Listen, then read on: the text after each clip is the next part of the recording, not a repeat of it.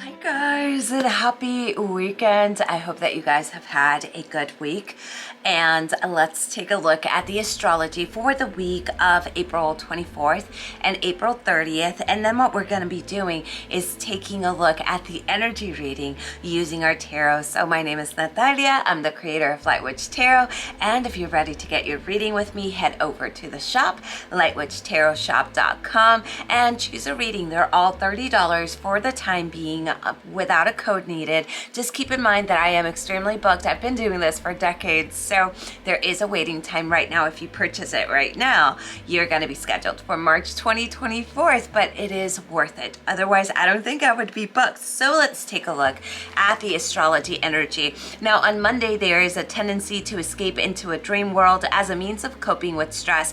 If you insist on putting things off or denying that they even exist, you may need to pay the piper later in the week, and then you fall behind in your tasks, leading to sudden setbacks with unhappy bosses and colleagues, which could temporarily bruise your ego. Tuesday's vibes are incredibly productive, so plow through as much work as possible on that day, especially if you have a deadline approaching. Energies lighten considerably and immediately at the weekend, so schedule a Thank God It's Friday with friends to lift your spirits.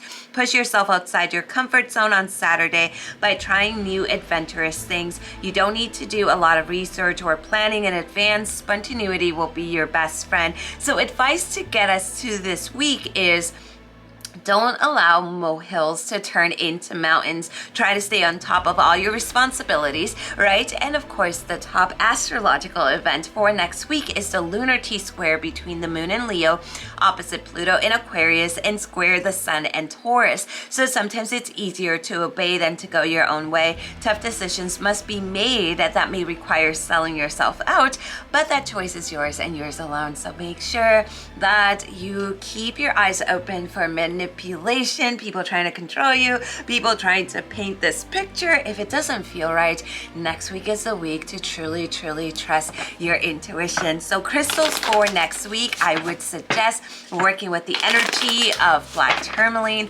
working with the energy of carnelian, and working with the energy of selenite. So now let's take a look at the tarot reading for this week. And what we're going to do is we're going to pull out 3 cards, right? So let's take a look and see what we have. So we start out with the energy of recovery. We're stepping into the clear, right? So when we see this energy is about being on a journey next week, that it's all about finding peace. You definitely want to see the light. You want solace for pain. You want to start seeing clearly and start breaking cycles, especially a repetitive pattern. If there is a repetitive pattern in your life, I want you to start taking a look at this. Anytime that we find ourselves in a transition or a shift, you will go crazy seeing things that are happening over and over and over again in different situations. Usually when that happens, it means that we're ready.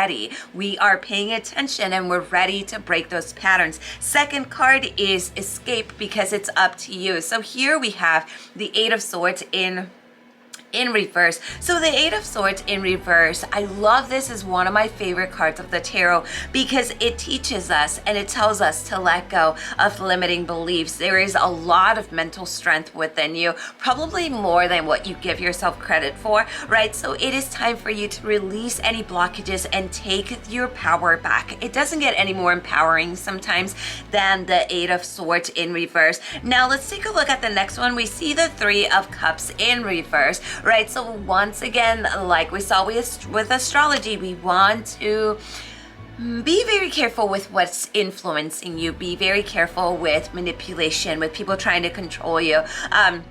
With someone or something trying to influence you into doing something that maybe just feels funny to you. I want you to trust that inner feeling, right? It's maybe a good time next week to spend time on your own. Avoid heavy partying, avoid anything that's just chaotic, right? Because we definitely want to step into the inner peace journey here, right? So you want to be careful if people's energy shift and you feel like they don't have the best in mind for you. I also need you to trust that. Trust your intuition, even if it doesn't make any sense. So our last card, let's see what it says. Where are we pulling a card from? For our last card, let's pull it from, we'll go with this deck. Let's see, our last card is the energy of prayer. So prayer brings us hope, right? This is the energy of intent. So when we see this energy, what I feel is everything that we do next week, have intent, put intent. So many times we are like robots and we do things automatically and it's not special. There's nothing special. We start getting tired. We're just like, oh my God, my life is so mundane. Start putting intent into everything that you do and start changing the energy. So guys, we've got this shit. If you're ready to work with me, or if you are watching this and you want a candle, head over to the store. There's hundreds of items there, as I've done this for over 20 years. And I will see you guys next weekend. Thank you for existing. I love you. And blessed be. Bye.